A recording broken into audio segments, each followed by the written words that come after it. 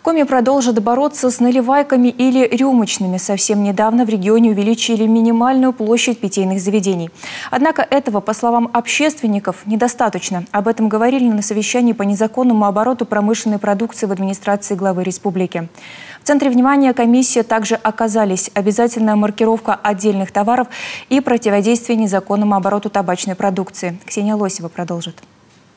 Лекарственные препараты, товары легкой промышленности, изделия из меха, табачная и никотиносодержащая продукция. Вот лишь неполный перечень того, что сегодня обязательно к маркировке. Уникальный цифровой код – это не только гарантия того, что товар безопасен, но еще и возможность отследить его путь от производства до продажи. С 1 сентября к списку из 12 позиций добавится еще 6 групп товаров – детской воды, безалкогольных напитков и соков, БАДов, антисептиков и медизделий. Параллельно продолжается внедрение маркировки молочной продукции.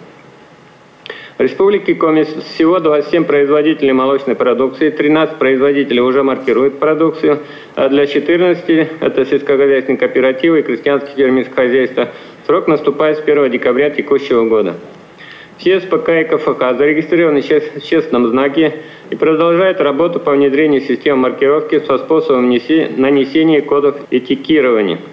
С 1 сентября вводятся минимальные цены на никотиносодержащую продукцию. Правительство определит перечень запрещенных добавок и веществ, усиливающих зависимость и повышающих привлекательность жидкостей и растворов. Также уже с июня продавать вейпы в розницу можно только в магазинах и павильонах. Запрещается торговать на ярмарках, выставках, дистанционным способом и в автоматах. Для Коми проблема актуальна, как и оборот нелицензированной табачной продукции.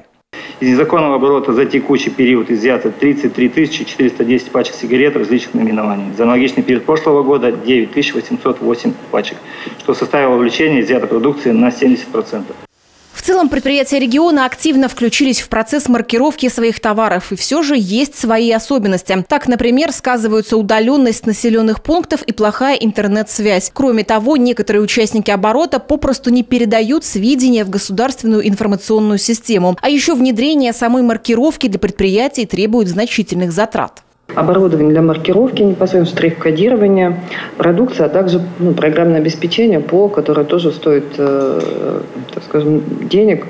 Дальше то, что у нас субсидия на возмещение затрат, в том числе на приобретение оборудования. То есть можно либо по народному бюджету пойти, либо по линии Министерства сельского хозяйства непосредственно получить субсидию на возмещение частично. Со следующего года в Коми для введения маркировки можно будет воспользоваться средствами народного бюджета. Деньги можно будет направить на приобретение необходимого оборудования. Все это поможет сделать рынок товаров более прозрачным, а еще защитить потребителей от некачественной продукции и контрафакта.